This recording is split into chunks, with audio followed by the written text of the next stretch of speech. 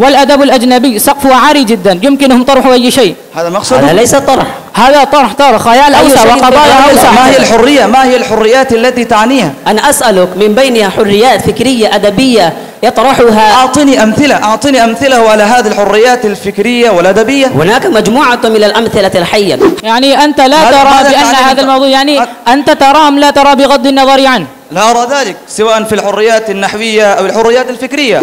هذا من حقي في المناظر أن أجيب عن أي سؤال. هو ما سأل سؤالا، أنت قلتني بل جاوبت إجابته على سؤال. وأنا الذي سألته فأجابني. فننتقل. نضيء بنورنا الدنيا وننشر في الفضاء أملا ونعلي عزم همتنا فمن طلب العلا وصل. السلام عليكم ورحمة الله وبركاته.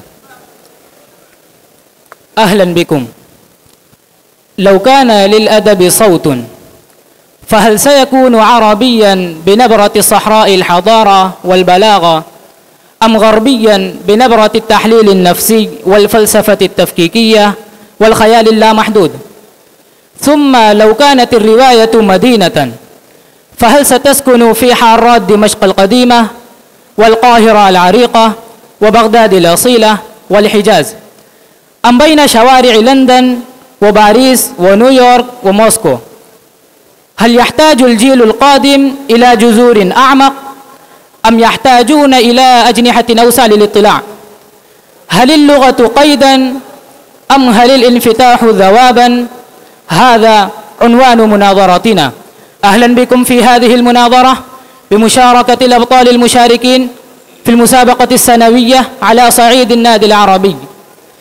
سنتناقش عن فكرة نتناظر بها، وستكون الحلقة عبارة عن نبدأها بسؤال المناظرة ثم بناء الفكرة، وسيتاح للطرفين أن يبديا رأيهما ويبنيا فكرتهما، ثم يكون هناك هدم لهذه الفكرة من الطرف الآخر، ثم سنتناقش حول أسئلة نقدية لنرى من سيكون صاحب الكفة الأرجح.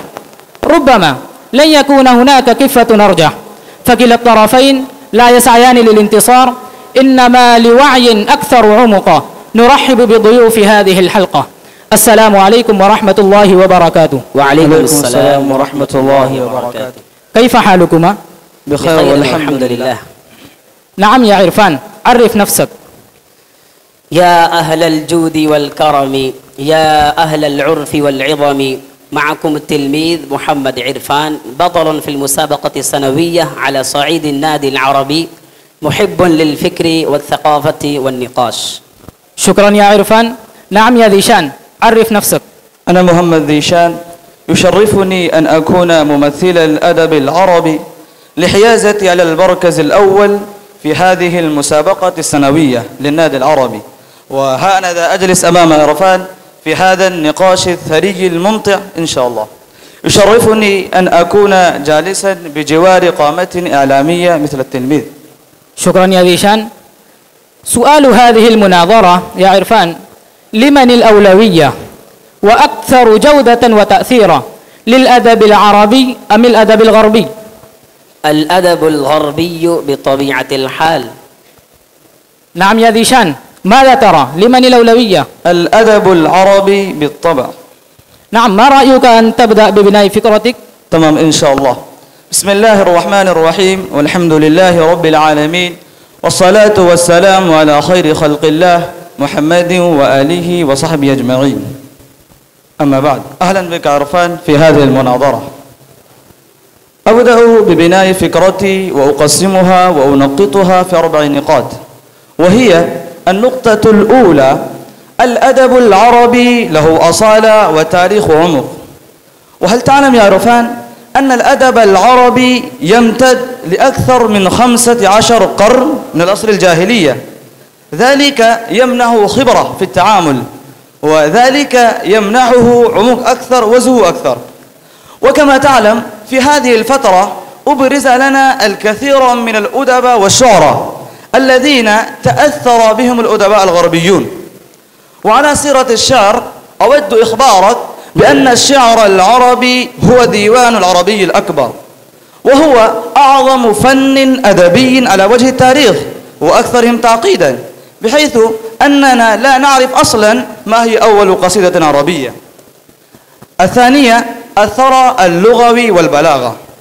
اللغة العربية بذاتها تمتلك موسوعية ضخمة في عدد المفردات، بحيث تصل إلى 12 مليون مفردة ويزيد على ذلك، لكن لا أعلم العدد بالضبط.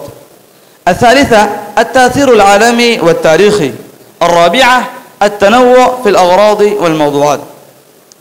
الآن أذكر لك عدة موضوعات وأقارنها بين الأدب العربي والأدب الغربي، أقدمها أمامك. أولا الفخر والحماسة، كقول عنترة: ولقد ذكرتك والرماح نواهل مني وبيض الهند تقطر من دمي، يظهر الشجاعة والعزة والانتماء للقبيلة والأمة. ثانيا الغزل. ثالثا الرثا. رابعا المدح. خامسا الهجة والسخرية، ما امتاز به العصر العباسي تحديدا. سادسا الزهد والتصوف. سابعا الوصف والطبيعة. ثامنا الحكمة والفلسفة. وأعطيك الآن مواضع الشر في الأدب الغربي وقارنها: الحب الرومانسي والماساوي. أولا كما في قصيدة شكسبير وبايرن وتشيلي أعتقد اسمه. وثانيا التأمل. ثانيا الوصف، الطبيعة والروح. ثالثا التأمل الفلسفي والوجودي. رابعا الحرية والتمرن. خامسا القصيدة السياسية والإنسانية. سادسا الأسطورة والرمز. سابعا الشعر الوجداني الذاتي. وأعطيك أيضا يا عرفان مجموعة مقارنتين، وليس مجموعة بين أبيات من الشعر في الشعر العربي والشعر الغربي في نفس الموضوع، وهو وصف الطبيعة. تفضل بكل صورة. يقول أحد الشعراء في استحياء لأبيات من الشعر في الشعر الأندلسي لابن زيدون في وصف الطبيعة، يقول: كأن النبع صيف من زجاج جرى في الأرض لم يخشى الكسوف، وقد حلت سنابله عليه حنين الأم للولد المخوف. وهنا يقول الشاعر ويليام وورد زورت، وهو أحد رواد الحركة الرومانسية في إنجلترا التي مجدت الطبيعة ورأت فيها مصدرا للإلهام والعزاء الروحي، يقول: تجولت وحيدا كصحابة تطوف عاليا فوق الوديان والتلال، حينما رأيت فجأة حشدا قطيعا من النرجس الذهبي بجوار البحيرة تحت الأشجار ترفرف وترقص في النسيم العليل. أيهما أحلى يا عرفان؟ شكرا يا ذيشان.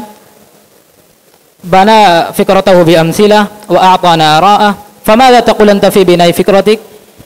بداية، الأدب الغربي ركيزة أساسية في بناء الأدب العربي، حيث إن الأدب العربي شهد فترة معينة كاد فيها أن يسقط ويمحى، إذ أن الأدب العربي كان يتكل بشكل كبير على التعاملات الشفهية، حيث إنه لم يكن يدون، إضافة إلى أنه كان يقتصر على الرواة فقط، بينما الأدب الغربي كان يجسد في عدة من المجالات، من بينها الرواة والمسرح، الكثير من المجالات الأدبية، إضافة إلى أن الأدب الغربي أو اللغات الأجنبية هي لغات متغيرة تضاف إليها مفردات جديدة، وهذا ما يؤدي إلى الإثراء اللغوي، على عكس الأعمال الأدبية المكتوبة باللغة العربية فهي تظل في جمود، والكلمات لا تغير لا تضاف أو تنقص.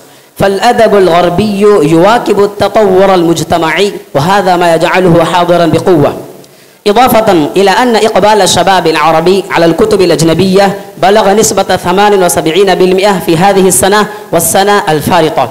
الشباب العربي ليس الأجنبي، إقباله على الكتب الأجنبية، هذه نقطة. ثم النقطة التالية هي أن الأدب الأجنبي يسهل عليك الاندماج بين المجتمع، إضافة إلى أن الشعر الغربي يتناول قضايا تعبيرية، على عكس الشعر العربي الذي يعتمد بشكل كبير على المجازات ويعالج قضايا بشكل مغاير عن الأدب الغربي. فخصوصا الشعر الغربي يمكن القارئ من الوصول إلى فكرة تمكنه من فهم الموضوع من منظور أدبي، وكل هذه هي مقومات أساسية تبني المجتمع، فإذا بني المجتمع بني الأساس، وإذا بني الأساس بني الأدب. الأدب الغربي هو أساس الأدب العربي فهو بانيه. وشكرا. الأدب الغربي هو أساس الأدب العربي، هكذا قلت؟ نعم يا ذيشان، كيف تهدم هذه الفكرة؟ أتريد أن تتداخل؟ فالمجال لك، ماذا تقول؟ نعم، أنت قلت بأن الأدب العربي لم يكن يدون. أظن أنك تتحدث عن الفترة ما قبل الإسلام، حيث في الشعر الجاهلي كان الأدب يتناقل شفهية، والآن تتحدث عن العصر تخلو فيه أي مقومات الحياة البدوية. لكن في عصر لا تقاطعني.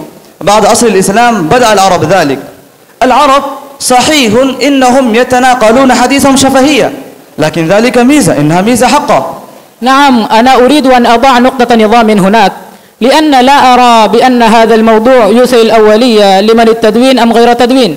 لدينا أدب الأنآل العربي ولدينا أدب غربي، دعونا لا نهتم كثيرا لمن التدوين. لكن التدوين يقوم بتصحيح الفكرة ويجعلها خالدة، لكن عليك أن تفهم الشيء بأن تلك الحقبة عليها تداعيات على الحاضر، فالأدب العربي في تلك الفترة كاد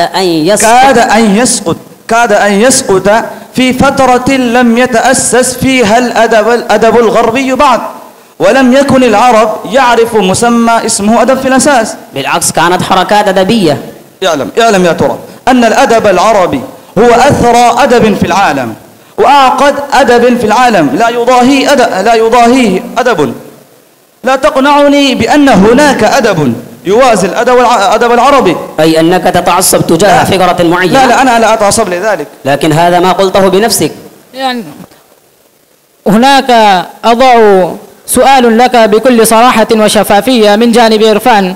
الحريات في الأدب العربي مقيدة ضمن مبادئ مجتمعية، والأدب الأجنبي سقفه عالي جدا، يمكنهم طرح أي شيء. هذا مقصود؟ هذا ليس طرح، هذا طرح خيال أوسع وقضايا أوسع.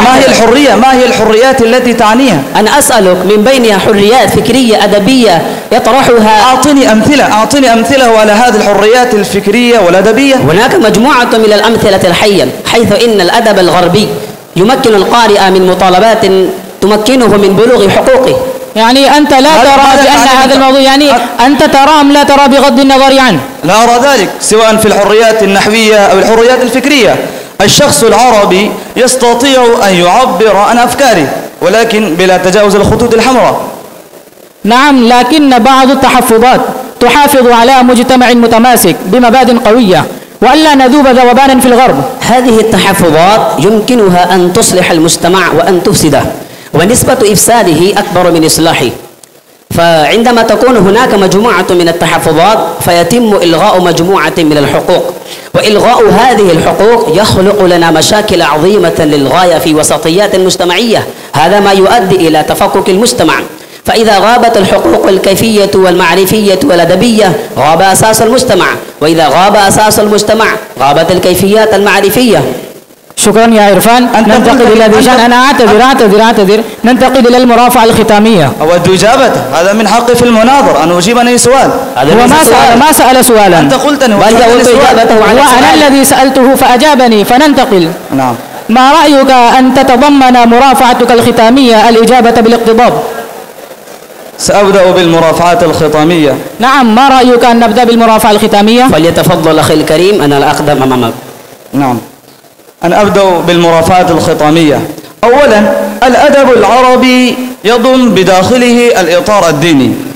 القرآن الكريم شهد قصة يوسف عليه السلام التي تعتبر رواية بالمفهوم الحديث، أعظم قصة.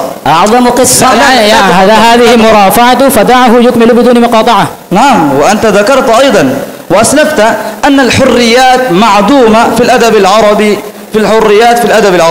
لكني لا أرى أبدا انعداما في الحريات في الأدب العربي. لكن هناك عرفان قف. لكني لا أرى أبدا انعداما في الحريات. الآن قلت لي وشرحت لي ما هي الحريات المجتمعية، قلت كيفيات مجتمعية، وما هي الكيفيات المجتمعية لم أفهم ذلك من خلال حديثك. نعم، انتهيت من المرافعة الختامية. هذه الأسئلة لا يتوجب على عرفان ردها. ربما أيها السادة المتابعين تم الإجابة عنها أثناء المناظرة، فنشكرك على هذه المرافعة التي تضمنت أسئلة ربما تكون تفتح آفاقا للبحث والتفكير. نعم يا عرفان، ما هي مرافعتك؟ بداية، بناء على مجموعة من الدراسات والأبحاث العلمية والشهادات التي كانت من أدباء عرب وعلى رأسهم مصطفى لقمان، فالأدب الغربي ركيزة أساسية في بناء الأدب العربي، إضافة إلى أنه يمكننا من بناء مجتمع مترابط من الناحية الفكرية والأدبية والمعرفية وإعلاء سقف الحدود المعرفية، فخصوصا أن الأدب الأجنبي بصفة عامة ركيزة أساسية في ترابط المجتمع، إضافة إلى أن هناك مجموعة من الإشهادات العربية التي تجسد اقتباسات من الكيفيات الأجنبية، كما أن الأدب الغربي يعطينا فهما معمقا للحياة، فإذا فهمنا الحياة من منظور أدبي فكري معرفي فنتمكن من فهم ذواتنا، وإذا فهمنا ذواتنا ننهض بالمجتمع، وإذا نهضنا بالمجتمع يتطور الأدب، وهذا ما يفتقر إليه الأدب العربي. وشكرا. نعم. والرأي الأخير للسادة المتابعين، فلسنا بحاجة بأن نكون على ضفة النهر أو الضفة الأخرى، ربما يمكننا أن نبقى في المنتصف، ننهل من أدبنا العربي وأيضا نستقبل الأمواج الجميلة التي تأتي من الآداب الأخرى، لكن سيبقى السؤال الحقيقي للقارئ الحقيقي: أي إنسان أريد أن أكون؟ هذا ما سيحدد ما هي الأولوية. فشكرا لكم على هذا الإثراء في هذه المناظرة، شكرا جزيلا. ومتابعينا الكرام، سيبقى السؤال لكم: أيهما له الأولوية؟ جزاك الله، والسلام عليكم ورحمة الله وبركاته. ورحمة الله وبركاته.